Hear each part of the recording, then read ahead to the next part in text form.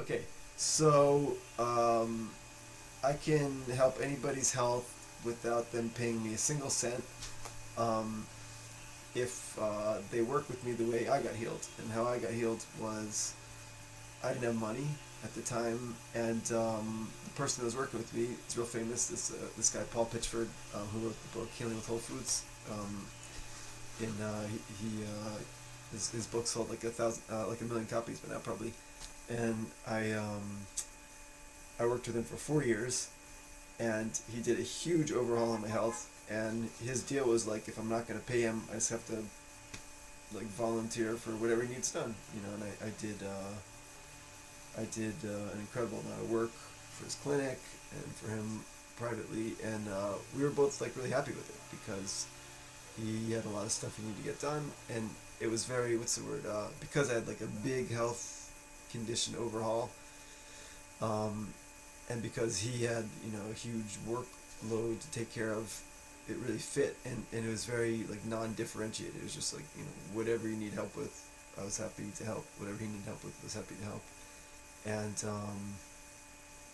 I think that works better for stuff with big health conditions because some of the big health condition, it's if they went to go take care of it in the normal world of medicine, it'd be like a huge undertaking, right? And so if someone takes it on privately, it's a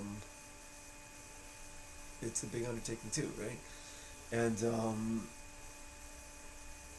so the three things I do with people is like hands-on work, pressure point treatment, and then I help teach them everything that they can to heal their own health, and that's like helping support what kind of nutrition they can do, what kind of supplements they can do. The main thing is what kind of meditation and exercise and self-healing they can do. That's like the crux of everything I do, because I feel like that's much more effective long term than anything else. And then the third thing I do, the third like big subject I do is feel free to like ask questions anytime. The third big subject I do is helping coordinate anyone else they're going to work with, right? So if they're working with a regular doctor, trying to coordinate what we're doing with the regular doctor. If they're working with like a spiritual figure, a rabbi or something, trying to get them connected to what we're doing, so everything supports each other. You know what I mean? And in terms of like a work exchange, I much prefer like a big flow where we're not counting everything. But at the same time, over the years, I realized a lot of people do better with counting, because then there's less like feeling like someone's going to take advantage of. So in that case, we just figure out 1 hour of my time is worth X hours of your time, right? And the way I've done it with people in the past is if they have a professional skill, like say someone is an accountant and they usually charge $100 an hour, so like an hour, and I'm a professional in health and I usually charge $75 an hour. So we do like professional time for professional time, and then but like I was saying, a lot of what I need done is just like whatever, right? So then if someone's helping me with whatever unskilled kind of stuff, then it's or if someone doesn't have a professional skill, they just have like they can help with stuff that they'd ordinarily get paid like $15 an hour for, then we do it by time. So like 1 hour of my time is worth 3 hours of their time, or if they have a skill, 1 hour of my time is worth 1 hour of their time, and then just to let it roll, because so those are the two ways of doing it. To count it, or I like doing it better is not counting it. More just like family. Like I help you however I can with the health, you help me however I can with my work and whatever I need done, and then it's realistic to really plow through what needs to be done on both sides. Yeah, recording, but just me, like just I'm not recording the phone, I just have the video recording.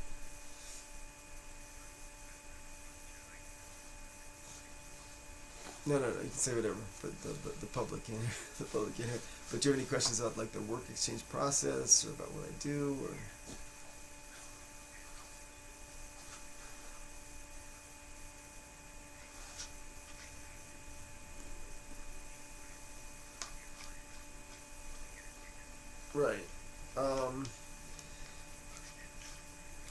no. In terms of like time involved, look, the main thing is the self healing training, and that's like the moment someone starts to practice, they can start affecting their own health. You know, like for instance, if you learn some breathing techniques, like when I had really bad health, my stuff was when I was growing up, I had really bad asthma, kind of severe asthma, and I used to get like colds and flus every winter for like a month, like really intense, and I had terrible digestion problems, and so when I was like in my mid-teens, I got into yoga, and I just practiced like crazy, especially the breathing exercise. I just went crazy practicing. You know, like I do like at least an hour every day in the woods, breathing exercise, and it had a huge effect on changing my health right away. But because I got into practicing it. You know, a lot of people, I'll teach them, and they just kind of like ditz around a little bit. They'll do 5 minutes here, 5 minutes there, whatever. You don't get that much an effect. But if someone learns a couple techniques and then goes with them, then they can have a really like a really big change, like really fast on their health. So like my job is to help you find the stuff you can practice yourself that you're most, what's the word, like that you most want to practice, right?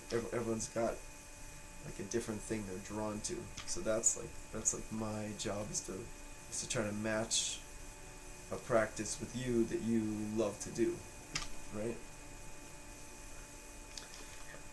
And then in terms of acupressure, I can get pretty amazing results fast, but if somebody isn't doing lifestyle support, like changing their diet or meditating or doing good stuff on their own, then usually the results also go away kind of fast. Like that's what I was doing for years. People would come to me and I'd do like an amazing acupressure session, and then they'd come back a week later and like their health would be exactly the same because they undid everything.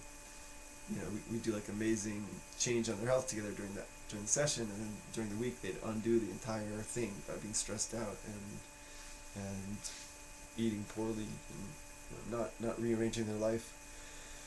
But that goes back to that's why over the years I started to dial in on how I can stop the changes from unraveling, right? So that goes back to like when I coordinate people's health programs with other people. So say somebody has a really bad relationship with their family, and then I might be helping that person find a rabbi that is going to help sort out their family situation, and then if we're doing more natural health stuff together, me and the person, meanwhile the rabbi's helping sort out their family situation so that the patient isn't like unraveling the good that we're doing through the biological shifting, you know what I mean? And like my push with everyone is like, what's the ultimate team I can help assemble? And I don't at all have to be on the top of the team. I'm happy to be on the absolute bottom. It's one of the coolest Jewish medical halachas that the practitioner is obligated to try to get a better practitioner over them to take care of the patient. You know what I mean? Like that's a halacha, right? And that's like so many of the holistic people. They're all about trying to keep the patient for themselves. Like it gets very evil when you're working with someone's health and you're trying. It's really unethical, like to the extreme. And so that's why my system is better. that's why my system is better, is because I'm happy if somebody I refer out all the time. There's this guy in Tel Aviv, Ron Khalif, who's like one of the better acupuncturists in the world for sure, and I drive people to him all the time. And there's a new master acupuncturist that moved to Jerusalem, and I've been sending people to him.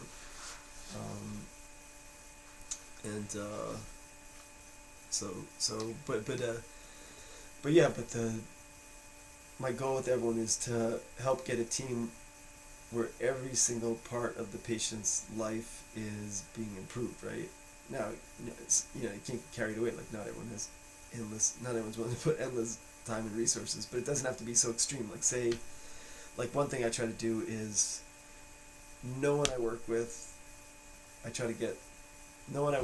is allowed, there's no, like, people can do whatever they want, but my goal is that nobody works with a Western medical practitioner who's not willing to interact with the rest of the team, right? You know what I'm saying? You know what I'm saying? So there's like in Jerusalem, there's a great Dr. Itamar Raz. I think you know him. He's a Western doctor, and he also does alternative medicine. And someone like that's going to be excited that the patient's doing alternative medicine, rather than like a struggle. And then, but yeah, like every aspect of someone's life, someone's health is created by every aspect of their life, obviously. So then, to have a super effective treatment, we can't really leave anything out, and that's usually why people don't get better. They might like change their diet, but their family thing stinks, or they might improve their family thing, but they don't exercise, or they might exercise, but they don't have any kind of like spiritual practice. So like that's the thing to cover all the bases, and then then people just get better. There's no way out of it, but it's whatever. It's like if someone's not feeling healthy, then they can't be bothered to do the stuff that heals them, right? It's a catch-22. It's a catch-22, but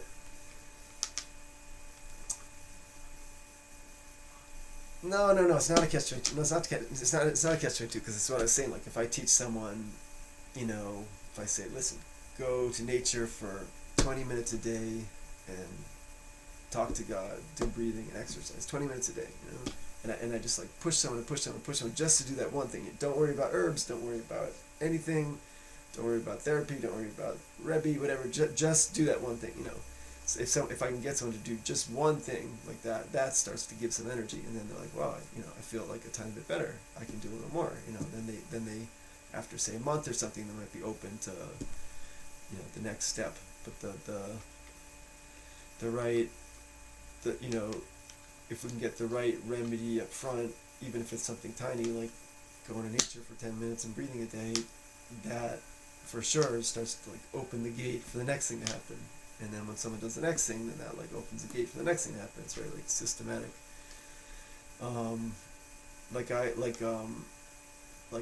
I had such bad health, like I was saying, every year, and I found one book on Chinese breathing exercises when I was 16 or something, and I just thought, wow, this is like so cool, They had a list of like every disease you could think of, and for each disease they'd say, breathe into your abdomen 100 times, so that you'll have a cure.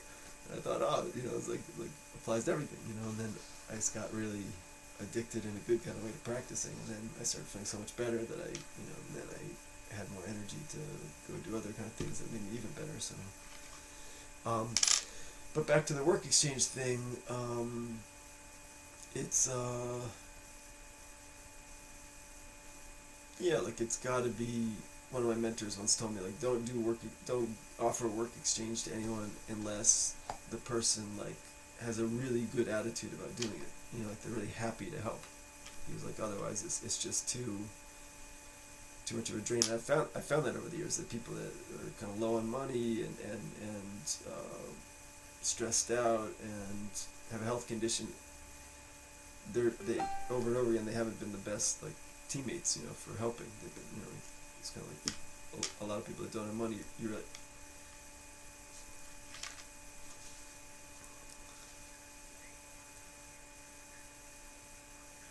yeah. Let's, yes, yeah, no, it's fine. Yeah, we can wrap up the little video.